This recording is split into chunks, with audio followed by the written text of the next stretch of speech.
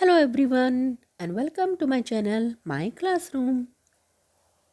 तो आज हम पढ़ रहे हैं सुरभि बुक जो है क्लास 5 के लिए। और हमने कल पढ़ा था सबसे सुंदर बस्ता, ये है लेसन 12।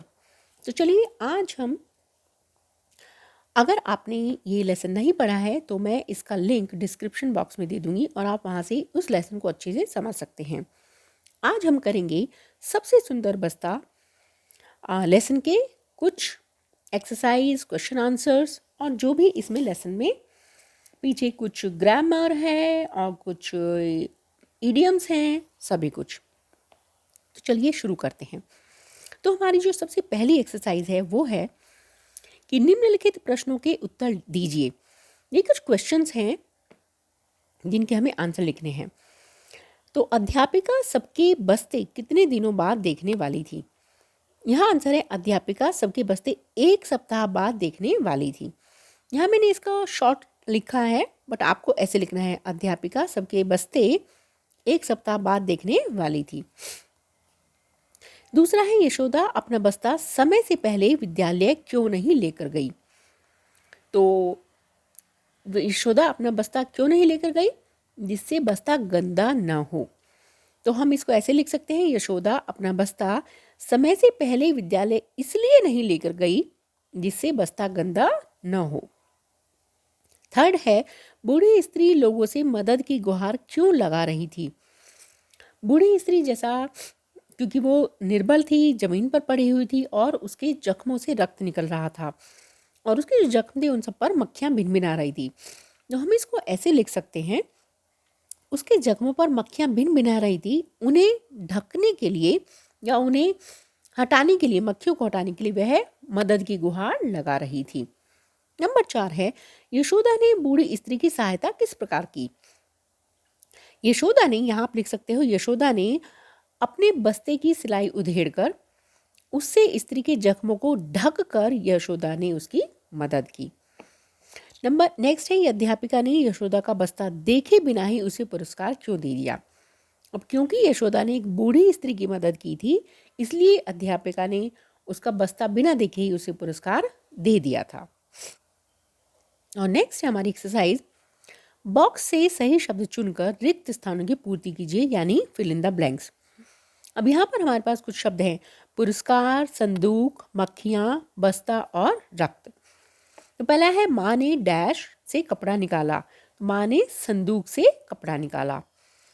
दूसरा है, माँ ने यशोदा के लिए एक सुंदर सा डैश सिल दिया। माँ ने यशोदा के लिए सुंदर सा बस्ता सिल दिया।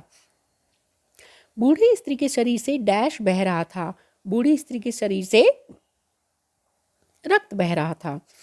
महिला के जख्मों पर डैश भिनभिना रही थी। महिला के जख्मों पर मक्खियां भिनभिना रही थी। अध्यापिका ने यशोदा के हाथों में डैश दे दिया, पुरस्कार दे दिया। नेक्स्ट है, किसने किससे कहा? हु सेड टू हुम, मतलब किसने, ये जो यहाँ पर सेंटेंस है, वाक्य है, ये किसने कहा था? पहले, अगले सप्ताह वे सबके बस्ते देखेंगी। ये किसने कहा था? यशोदा ने कहा था माँ से। किसने कहा? यशोदा ने। किससे कहा? माँ से। दूसरा है, मेरे पास एक फूलों वाला सुंदर सा कपड़ा है। ये कहा था माँ ने यशोदा से।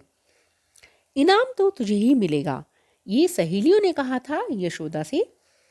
ये मक्खियां मुझे बहुत तंग कर रही हैं, बूढ़ी स्त्री ने कहा था सबसे, जो भी वहां आने जाने वाले थे। नेक्स्ट है, यशोदा तुम्हारा बस्ता कहाँ है? ये अध्यापिका ने कहा था यशोदा से। अब ये जो नेक्स्ट है, यहाँ पर है, दिए गए शब्दों से वाक्य बनाइए। इनाम, संदूक, स्त्री, सहायता, आशीर्वाद। तो ये सभी बहुत ही आसान है। ये अगर आप लेसन अच्छे से पढ़ेंगे तो आप इसके वाक्य खुद बना सकते हैं। जैसे मैं आपको एक एग्जाम्पल देती हूँ, जैसे अगर आप इनाम है तो इनाम, तो यशोदा ने इनाम जीता, या अध्यापिका ने इनाम की घोषणा की। तो इस तरह से आप एक वाक्य बना सकते हैं। तो ये सभी आप ही कीजिए बच्चों, क्योंकि बहुत आसान है। संदूक, माँ ने संदूक से कपड़ा निकाला। स्त्री, बूढ़ी स्त्री निर्बल थी। सहायता, बूढ़ी स्त्री सबसे सहायता की गुहार लगा रही थी। आशीर्वाद, और सबने यशोदा को बहुत आशीर्वाद दिया। तो है ना आसान। तो चलिए अगला हम करते हैं। नेक्स्ट है, व्याकरण दिए गए शब्दों में से सही शब्द यस चुनकर लिखिए। तो ये है हमारा नॉलेज ऑफ ग्रामर। यहाँ है हमारे पास निर्बल, परिश्रमी, सप्ताह, परोपकारी एंड भारतीय। तो ये है कि 7 दिनों का समूह, 7 दिनों का समूह यानी जब 7 दिन होते हैं उसको हम क्या कहते हैं? सप्ताह यानी 1 वीक। जिसमें बल न हो वो होता है निर्बल यानी कमजोर। भारत का रहने वाला यानी भारतीय, इंडियन।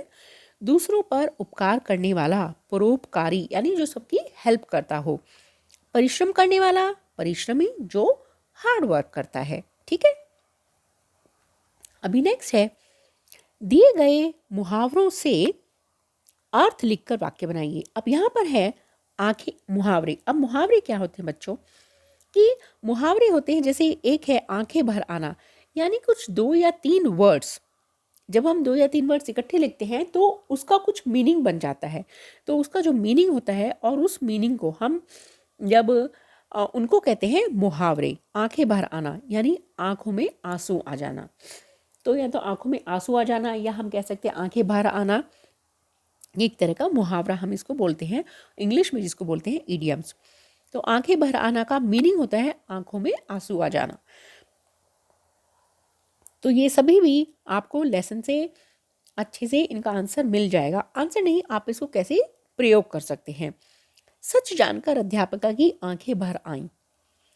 नेक्स्ट है पीठ थपथपाना यानी शाबाशी देना। जब आप कोई अच्छा काम करते हो तो आपके पेरेंट्स, आपके टीचर्स आपकी पीठ पर ऐसे थपथपाती हैं, तो इसका मतलब वो आपको शाबाशी दे रहे हैं कि आपने बहुत अच्छा काम किया है। अध्यापिका ने यशोदा की बात सुनकर उसकी पीठ थपथपाई, क्योंकि यशोदा ने एक बूढ़ी स्त्री की मदद की थी। थर्ड है खुशी का ठिकाना न रहना, मतलब बहुत ज़्यादा खुश होना। पुरस्कार पाकर यशोदा की खुशी का ठिकाना न रहा। जब आपको भी कोई इनाम मिलता है तो आप लोग भी बहुत खुश हो जाते हो, है ना? तो आप लोगों का भी खुशी का ठिकाना नहीं रहता है। और अब है ये लास्ट, विशेषण। जिन शब्दों की विशेषता बताते हैं उन्हें विशेष्य कहते हैं। अब ये विशेषण यानी एडजेक्टिव्स और विशेष्य यानी जिसके बारे में बता रहे हो। तो यहाँ पर है विशेषण एंड विशेष्य। सुंदर बस्ता। अभी अगर हम कहें बस्ता, ठीक है, तो बस्ता यानी बस्ता क्या है? एक नाउन है, ठीक है, यानी एक चीज है। एक बस्ता इज अ थिंग, एक चीज है। तो बस्ता कैसा भी हो सकता है, छोटा, बड़ा, काला, सफेद, सुंदर। तो अब बस्ता तो है जिसके बारे में हम बात कर रहे हैं यानी विशेष है। अब बस्ता कैसा है? बस्ता सुंदर है यानी सुंदर इसका एडजेक्टिव है बस्ते का। तो विशेषण यानी हिंदी में हम उसको बोलते हैं विशेषण। तो सुंदर बस्ता यानी सुंदर विशेषण है और बस्ता जिसके बारे में बात कर रहे हैं। अगला है निर्बल महिला। अब यहाँ पर महिला, महिला यानी कोई भी लेडी, कोई भी औरत, ठीक है, वो हो गई विशेषता, सॉरी विशेष्य यानी महिला जिसके बारे में हम बात करते हैं। और वो कैसी है, वो विशेषण उसके बारे में बताता है। निर्बल यानी वो कमजोर है। यहाँ भी जैसे अगर आप बोले सुंदर महिला, तो सुंदर भी आप महिला के साथ लगा सकते हैं, जैसे वो महिला बहुत सुंदर है। निर्बल है, बलवान है, ठीक है, परोपकारी है। तो ये सब विशेषण यहाँ पर हम यूज कर सकते हैं।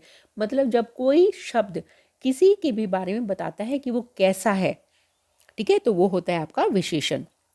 मतलब उसमें क्या खास चीज है, उसमें क्या खास गुण है, वो होता है विशेषण। तो निर्बल यानी निर्बल महिला जो कमजोर महिला थी। मैला कपड़ा। अब कपड़ा, कपड़ा कैसा भी हो सकता है, तो यहाँ पर कपड़ा एक विशेष्य है। और कपड़ा किस तरह का है, उसकी क्या विशेषता है, वो मैला है, मतलब वो साफ नहीं है। तो मैला है विशेषण कपड़े का। फिर है बूढ़ी स्त्री। अब अगेन स्त्री है, अब वो कैसी है, यंग है, ओल्ड है, तो यहाँ पर वो ओल्ड है यानी बूढ़ी है। तो बूढ़ी विशेषण है इस स्त्री का, ठीक है। तो आई होप कि आपको ये पूरी एक्सरसाइज अच्छे से समझ में आ गई होगी। फिर भी अगर आपको कुछ डाउट है तो प्लीज़ मुझे कमेंट बॉक्स में लिखिए, मैं आपके डाउट सॉल्व करने की पूरी कोशिश करूँगी। और अगर आपको मेरा चैनल अच्छा लगता है तो प्लीज़ लाइक कीजिए, शेयर कीजिए एंड सब्सक्राइब कीजिए। और शेयर कीजिए अपने फ्रेंड्स के साथ, जिससे वो भी ये सब सीख सकें। तो मिलते हैं अपने अगले नेक्स्ट वीडियो में। तब तक के लिए सीखते रहिए, पढ़ते रहिए एंड बाय बाय।